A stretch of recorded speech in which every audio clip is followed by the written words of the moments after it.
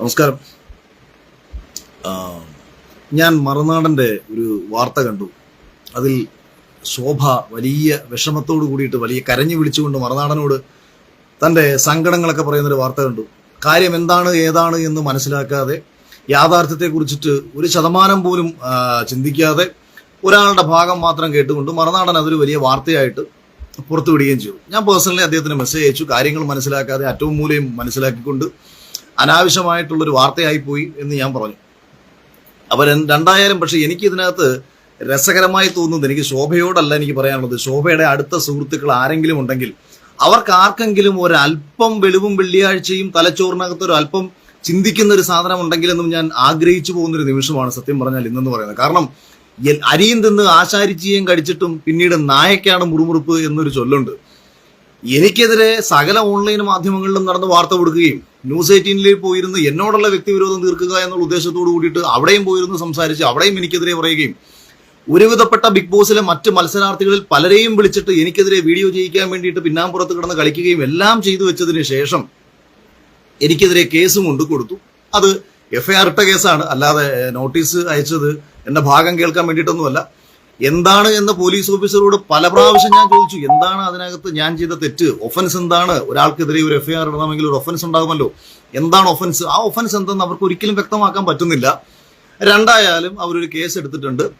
അതിനു മുൻപ് കഴിഞ്ഞ ഒരാഴ്ചയ്ക്ക് മുമ്പ് ചൈൽഡ് വെൽഫെയറിൽ നിന്ന് ഒരു പരാതി പോയിട്ടുണ്ടെന്നും അതുകൊണ്ട് കമ്മീഷൻ ഓഫീസിൽ നിന്ന് വിളിക്കുകയാണെന്നും പറഞ്ഞിട്ട് ഞാൻ മറ്റേ വണ്ടി എടുത്ത ദിവസം അന്നേ ദിവസം ഒരു 3 മണിക്ക് എന്നെ അവിടുന്ന് ഒരു SI വിളിച്ച് സംസാരിച്ചിരുന്നു. ആ SIയോട് ഞാൻ ചോദിച്ചു, ഇത് ആരാണ് പരാതിക്കാരനെന്ന് ചോദിച്ചപ്പോഴത്തേക്ക് പരാതി തന്ന ആളുടെ പേര് ജോ എന്ന് പറയുന്ന ഒരാളാണെങ്കിലും ചൈൽഡ് വെൽഫെയറിലാണ് പരാതി കൊടുത്തതെന്ന് പറഞ്ഞു. അപ്പൊ ചൈൽഡ് വെൽഫെയർ എന്തായാലും ഇപ്പോൾ ഈ വിഷയത്തിൽ ചൈൽഡ് വെൽഫെയറിനെ കൊണ്ട് എനിക്കെതിരെ ഒരു കേസൊക്കെ കൊടുപ്പിക്കണമെന്നുണ്ടെങ്കിൽ എന്തായാലും ഒരു ചൈൽഡ് ആക്ടിവിസ്റ്റുകളും മറ്റുമൊക്കെ അതിന്റെ പിന്നിലുണ്ടാകുമെന്നുള്ള കാര്യത്തിൽ യാതൊരു സംശയവും വേണ്ട.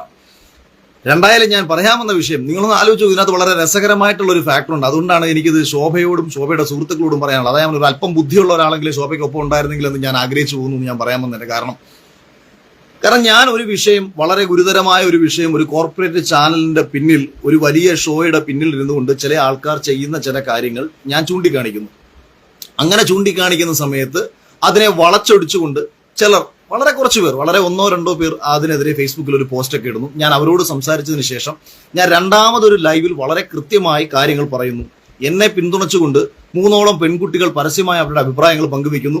എനിക്ക് പേഴ്സണലി മെയിലായിട്ടും മെസ്സേജുകളായിട്ടും ധാരാളം പേർ എനിക്ക് ഈ വിഷയത്തിൽ മെസ്സേജുകളും മെയിലുകളും അയച്ചു.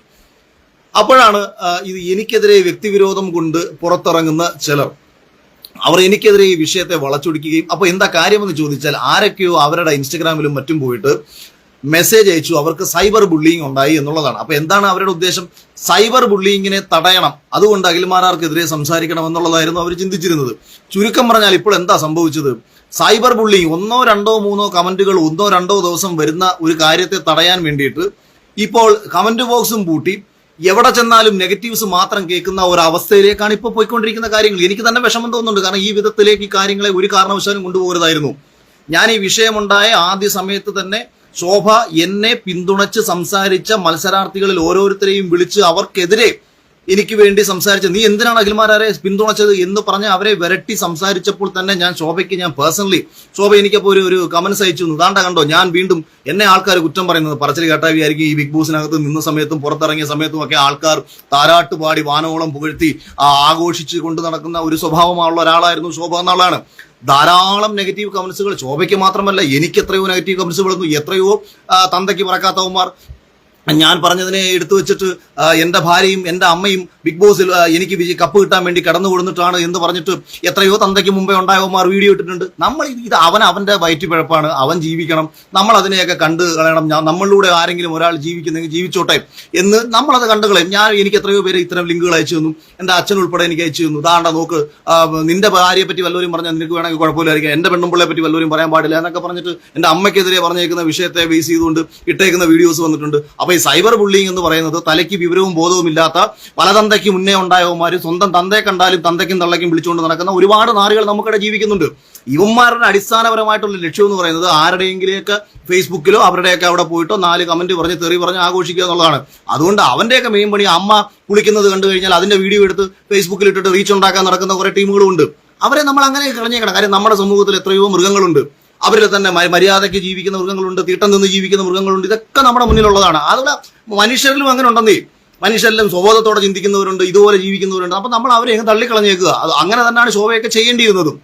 ശോഭയായാലും പൊതുമധ്യത്തിൽ ശ്രദ്ധിക്കപ്പെടുന്ന ആരായാലും ഇത്തരം നെഗറ്റീവ് കമന്റ്സ് ഇടുന്നവന്മാരെയും നെഗറ്റീവ്സ് പറഞ്ഞുകൊണ്ട് നടക്കുന്നവന്മാരെയും തന്തയ്ക്ക് മുന്നേ ഉണ്ടായവന്മാരാണെന്ന് ചിന്തിച്ചിട്ടും അവനവന്റെ തന്തയോടും തള്ളയോടും ഇത് തന്നെയാണ് പറയുന്നുണ്ടെന്നും നമ്മൾ ചിന്തിക്കുക.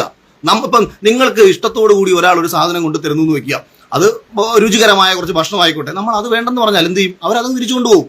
ആപ്പിളോ മുന്തിരിയോ ഓറഞ്ചോ നിങ്ങൾക്ക് കൊണ്ടുതരുമ്പോൾ നിങ്ങൾ ചേട്ടാ ഞാൻ കഴിക്കത്തില്ല, എനിക്ക് വേണ്ടെന്ന് പറഞ്ഞാൽ അവരത് കാട്ടിലൊന്നും കളയത്തില്ലല്ലോ, അവരത് തിരിച്ച് വീട്ടിൽ കൊണ്ടുപോകും. അതാണ് തന്നെ നിങ്ങളുടെ ആരെന്തെന്ന് പറഞ്ഞാലും ആ പറയുന്നത് നമുക്ക് വേണ്ട എന്നുണ്ടെങ്കിൽ അവൻ നമ്മളെ എന്തൊക്കെയാ വിളിക്കുന്നത്, നമുക്കത് വേണ്ട, നീ കൊണ്ടുപോക്കോ എന്നങ്ങ് പറഞ്ഞങ്ങ് വിടാം.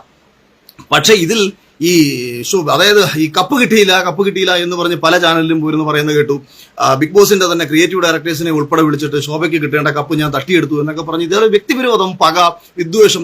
ഞാൻ ഇതൊക്കെ മാറട്ടെ എന്ന് കരുതിയിട്ടാണ്. ഇപ്പം ബിഗ് ബോസ് കഴിഞ്ഞിറങ്ങിയ സമയത്ത് പലരും എന്നോട് ചോദിച്ചിട്ടുണ്ട്, എന്തിനാണ് ഇങ്ങനെ അഖിലേട്ടനോട് അകത്ത് വെച്ച് പെരുമാറിയിട്ടുള്ള ഇവരുടെയൊക്കെ സ്വഭാവം നമുക്കറിയാവുന്നതാണ്, നിങ്ങൾ എന്തിനാണ് ഇത് കാണിച്ചത് എന്ന് എന്നോട് ചോദിച്ചപ്പോഴും ഞാൻ പറഞ്ഞത്, നമ്മൾ തിരിച്ചും ഇവരോട് ഇതേ സ്വഭാവം കാണിച്ചാൽ ഇവർക്ക് കൂടുതലും സമൂഹത്തിൽ പ്രശ്നങ്ങൾ തന്നെ ആയിരിക്കും ഉണ്ടാവുക. അപ്പൊ ഞാൻ ജുനൈസ് എനിക്കെതിരെ എതിർത്ത് നിന്നിട്ടുള്ള ആളാണ്, ശോഭ എനിക്കെതിരെ എതിർത്ത് നിന്നിട്ടുള്ള ആളാണ്. നമ്മൾ ഇവരോട് അടുപ്പം കാണിച്ചതും ഇവരെ നമ്മൾ ചേർത്ത് പിടിച്ചതും സമൂഹത്തിന്റെ മുന്നിൽ ഇവർക്കൊക്കെ തന്നെ നെഗറ്റീവ്സുകൾ ഉണ്ടാവണ്ട എന്ന് വിചാരിച്ചിട്ട് തന്നെയാണ് നമ്മളത് ചെയ്തത്. അല്ലെന്നുണ്ടെങ്കിൽ എനിക്ക് അതിനെ ആഘോഷിച്ച് നെഗറ്റീവ്സുകൾ പറഞ്ഞുകൂടെ? അതെ, ഇപ്പൊ തന്നെ ഞാൻ ഉദാഹരണം പറയാം, ആര് ചോദിച്ചാലും അതിന്റെ പ്രൂഫും തരാം. ഈ ശോഭയുമായി ബന്ധപ്പെട്ട ഈ വിഷയം തുടക്കത്തിൽ വന്ന സമയത്ത് തന്നെ ശോഭയെ തെറി പറഞ്ഞുകൊണ്ട് കുറെ വാട്സപ്പ് ഗ്രൂപ്പുകളിൽ കുറെ ലേഡീസ്, സ്ത്രീകൾ ശോഭയെ തെറി പറഞ്ഞുകൊണ്ട് സംസാരിക്കുന്ന വോയിസ് എനിക്ക് കഴിഞ്ഞ സീസണിൽ എന്നെ സപ്പോർട്ട് ചെയ്ത ഒരു ചെറുപ്പക്കാരൻ എനിക്ക് അയച്ചു തന്നു.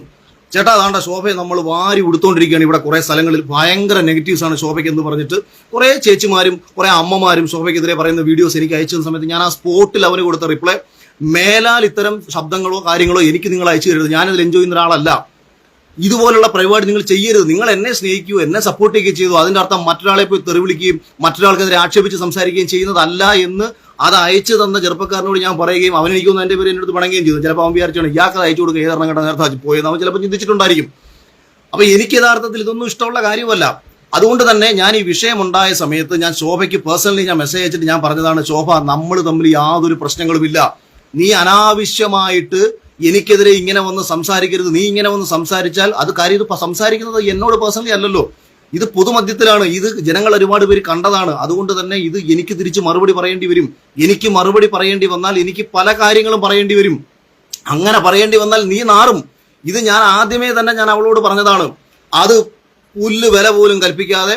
കാരണം ഇവരുടെ മെയിൻ പ്രശ്നം എന്താണെന്ന് അറിയാമോ? ഞാൻ ഈ വിഷയം ഉന്നയിച്ചപ്പോഴത്തേക്ക് സോഷ്യൽ മീഡിയയിൽ വീണ്ടും എന്റെ പേര് വീണ്ടും ചർച്ച ചെയ്യപ്പെടുന്നു. സീസൺ 6 നടക്കുന്ന സമയത്ത് അഖിൽമാരാരുടെ പേര് ചർച്ച ചെയ്യപ്പെടുന്നു. അതങ്ങോട്ട് ഒട്ടും സഹിക്കാൻ പറ്റാതെ ഇറിറ്റേറ്റഡ് ആയിട്ട് ഇവർക്കിടയിൽ ഒരു ചർച്ച നടന്നു. അഖിൽമാരാര് വീണ്ടും ഹൈപ്പ് ഉണ്ടാക്കാൻ നോക്കുകയാണ്. എന്നാ പിന്നെ അവന്റെ ഹൈപ്പിനെ അങ്ങ് പൊളിച്ചു കൊടുത്തേക്കാം.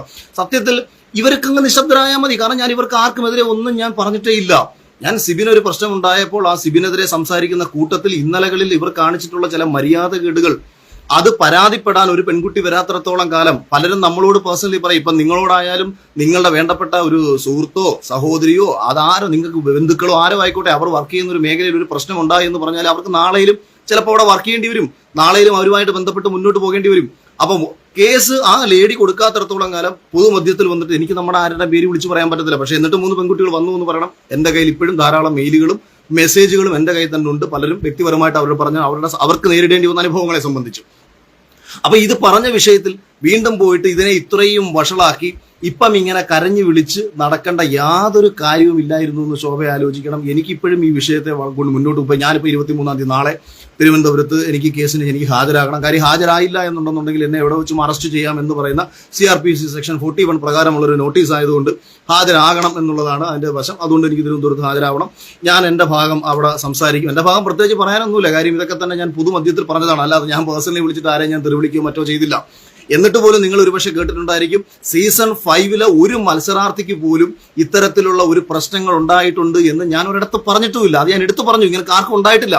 എന്നിട്ടും ശോഭയ്ക്ക് പ്രശ്നം. 1 മുതൽ 4 വരെയുള്ള സീസണുകളിലെ ഒരു സ്ത്രീകൾ പോലും ഈ വിഷയത്തിൽ അവർക്ക് ആദ്യമൊക്കെ തെറ്റിദ്ധരിക്കപ്പെട്ടു. ഇവരും പറഞ്ഞതൊന്നും വ്യക്തമായിട്ടൊന്നുമില്ല. മറുനാടൻ ഷാജൻ പോലും എന്താണ് ഏതാണെന്ന് മനസ്സിലാക്കാതാണ് വാർത്ത കൊടുത്തത് എന്നുള്ള കാര്യം പുള്ളി തന്നെ എന്നോട് പിന്നീട് പറഞ്ഞു. കാര്യം പുള്ളി ഇതിനെക്കുറിച്ച് അറിയാതെ കൊടുത്ത വാർത്തയാണ്, ശോഭയുടെ കരച്ചിൽ കേട്ട് വാർത്ത. അപ്പൊ ഇത്തരം കരച്ചിലുകളും കാര്യങ്ങളും ഒക്കെ വെച്ചിട്ട് സത്യത്തിൽ ഞാൻ ഈ വിഷയം വന്ന സമയത്ത് മറ്റു പല കാര്യങ്ങൾ ഇപ്പം നമ്മളെ ബോധപൂർവ്വം കൊടുക്കണമെന്നുണ്ടെന്നുണ്ടെങ്കിലും ഇത് ഇപ്പൊ ഈ കള്ളക്കേസുകളാണല്ലോ. പണ്ട് ശോഭയ്ക്കെതിരെ ഒരു കള്ളക്കേസ് കുടുക്കി, കഞ്ചാവ് ഇവളുടെ സ്ഥാപനത്തിൽ കൊണ്ടുവച്ചിട്ട് ഇവളെ കള്ളക്കേസിൽ കുടുക്കി എന്ന് പറഞ്ഞിട്ട് വലിയ വിക്ടിം കാർഡ് കളിച്ച് മറ്റേ പൊതുമധ്യത്തിലേക്ക് വരാൻ ശ്രമിച്ച ഒരുത്തിയാണ് ശോഭ.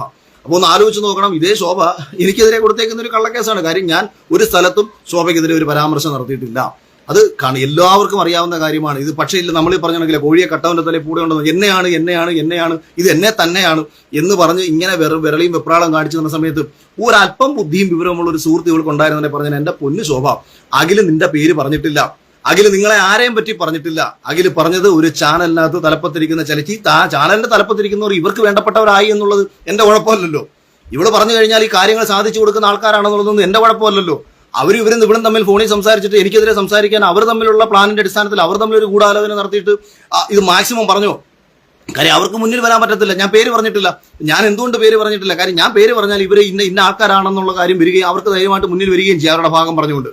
അപ്പൊ ആ പേര് പറയാത്തടത്തോളം കാലം ഇവർക്ക് മുന്നിൽ വരാൻ പറ്റാത്തതുകൊണ്ട് ഇവരെന്ത് ചെയ്തു? ഇവർ ഇത്തരക്കാരെ മുന്നിൽ നിർത്തിയിട്ട് നമ്മൾക്കെതിരെ പല കളികളും കളിപ്പിക്കുന്നു. ഒരുവിധപ്പെട്ട പല മത്സരാർത്ഥികളും വിളിച്ചിട്ട് ഓഫറുകൾ കൊടുത്തിട്ടുണ്ട്. അതായത് ഏഷ്യാനെറ്റിന്റെ ഇനി വരാൻ പോകുന്ന ബിഗ് ബോസിന്റെ അൾട്ടിമേറ്റിലേക്ക് കയറാനുള്ള അവസരങ്ങൾ കൊടുത്തിട്ടുണ്ട്. ഒരുപാട് യൂട്യൂബർമാരെ വിളിച്ചിട്ട് എനിക്കെതിരെ വീഡിയോ ഇട്ട് കഴിഞ്ഞു കഴിഞ്ഞാൽ അവർക്ക് ബിഗ് ബോസിന്റെ ഓഡിഷനിൽ പങ്കെടുക്കാനുള്ള അവസരങ്ങൾ അവർ നൽകിയിട്ടുണ്ട്. അങ്ങനെ ഞാനിതിനകത്ത് ഒരു രീതിയിലും കരുത്തുള്ള ഒരു മനുഷ്യനെ അല്ല.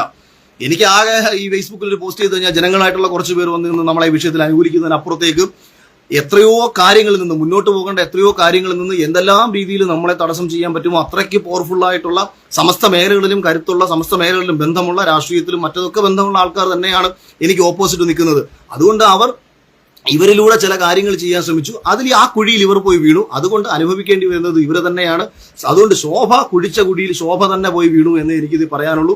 അനാവശ്യമായിട്ട് നീ ഉണ്ടാക്കിയ വിഷയത്തിൽ ഇനി ദയവ് ചെയ്ത് എന്റെ നെഞ്ചത്തേക്ക് കയറാൻ പറ്റരുത്. ഞാൻ ഈ വിഷയം നേരത്തെ തന്നെ വിട്ടതാണ്. കാരണം മറ്റൊന്നുമല്ല, ഞാൻ ഈ ആരോപണം ഉന്നയിച്ച ഒരാളുടെ മകളുടെയും കല്യാണമൊക്കെ നടക്കാൻ പോകുന്നുണ്ട്. അതുകൊണ്ട് എന്നെ വിളിച്ച് സംസാരിച്ചപ്പോൾ അതിന്റെ അന്വേഷണം ഏഷ്യാനെറ്റിന്റെ ഭാഗത്തുനിന്നും ഡിസ്നി ഹോട്ട്സ്റ്റാറിന്റെ ഭാഗത്തുനിന്നും നടക്കും. അപ്പോൾ ആ അന്വേഷണത്തിന്റെ ഭാഗമായിട്ട് അവർക്കെതിരെ നടപടി എടുക്കുമെന്നൊന്നും എനിക്ക് വിശ്വാസമില്ല. കാരണം ഞാനൊരാൾ ഒരു ആരോപണം ഉന്നയിച്ചാൽ ഞാൻ നടപടി എടുക്കൂ, അങ്ങനെ എടുത്തു കഴിഞ്ഞാൽ ഞാൻ വിജയിക്കത്തില്ല. അതുകൊണ്ട് നടപടിയൊന്നും ഉണ്ടാകാൻ പോകുന്നില്ല. പക്ഷേ നാളെയിൽ ഇതിപ്പോ ഒരു കരുതലായി മാറിയല്ലോ. നാളെയിൽ ബിഗ് ബോസിനകത്തേക്കോ അല്ലെങ്കിൽ ഏഷ്യാനെറ്റിലെ ഒരു പ്രോഗ്രാമിലേക്കോ കയറാൻ പോകുന്ന ഒരു പെൺകുട്ടിയുടെ നേരെ ഒരാളും അനാവശ്യമായിട്ടൊന്നും പറയാതിരിക്കാനുള്ള രീതിയിലുള്ള ഒരു പ്രതിരോധം തീർക്കാൻ നമ്മുടെ ഈ പ്രതിഷേധത്തിന് കഴിഞ്ഞു എന്നുള്ളതായിരിക്കാം ഒരുപക്ഷെ യാഥാർത്ഥ്യം. അല്ലാതെ നടപടിയെടുത്ത് ഇവരെ ആരെയും പുറത്താക്കത്തില്ല. അങ്ങനെ പുറത്താക്കി കഴിഞ്ഞാൽ അഖിൽമാരാർ വിജയിക്കുകയും ചാനൽ നാണം കെടുകയും ചെയ്യും. അതുകൊണ്ട് അങ്ങനൊന്നും ഒരിക്കലും ചെയ്യില്ല. രണ്ടായാലും ഈ ഒരു കാര്യം എന്തായാലും സംഭവിക്കും. ധൈര്യമായിട്ട് ഒരാൾക്ക് ഓഡിഷനിൽ പോകുമ്പോൾ അഥവാ അവരോട് ആരെങ്കിലും മോശമായി പെരുമാറാൻ പോകത്തില്ല. പെരുമാറി കഴിഞ്ഞാൽ അത് റെക്കോർഡാകുമെന്നും അത് പുറത്തു വരുമെന്നും അത് വലിയ പ്രശ്നമാകുമെന്നും അവർക്കറിയാം. അതുകൊണ്ട് ഇനി അങ്ങോട്ടുള്ള കാലത്ത് ഒരു പ്രതിരോധം സൃഷ്ടിക്കാൻ നമുക്ക് കഴിഞ്ഞു എന്ന് മാത്രം പറഞ്ഞുകൊണ്ട് ഇതിനകത്ത് വന്ന് സപ്പോർട്ട് ചെയ്തിട്ടുള്ള നിരവധി മനുഷ്യരുണ്ട്. യാഥാർത്ഥ്യങ്ങൾ തിരിച്ചറിഞ്ഞ് നമ്മളെ അനുകൂലിച്ചിട്ടുള്ള നിരവധി മനുഷ്യരുണ്ട്. എന്ത് കണ്ടാലും ചൊറിഞ്ഞ് ജീവിക്കുന്ന സമൂഹത്തിൽ ഒരു പറ്റം ജനതയുണ്ട്. രണ്ടുപേരോടും 1000 സ്നേഹവും കാര്യങ്ങളും ഒക്കെ പറഞ്ഞുകൊണ്ട് അവസാനിപ്പിക്കുന്നു. ശോഭയോട് പറ്റുമെങ്കിൽ ആരെങ്കിലും പേഴ്സണലി കാണുമ്പോൾ പോയി പറയുക, ഈ വിവരക്കേട് കൊണ്ട് ഇനിയും നടക്കരുത്. നടന്നാൽ എനിക്കല്ല നഷ്ടം, അവക്കാ നഷ്ടം എന്ന് പറഞ്ഞേക്കുക.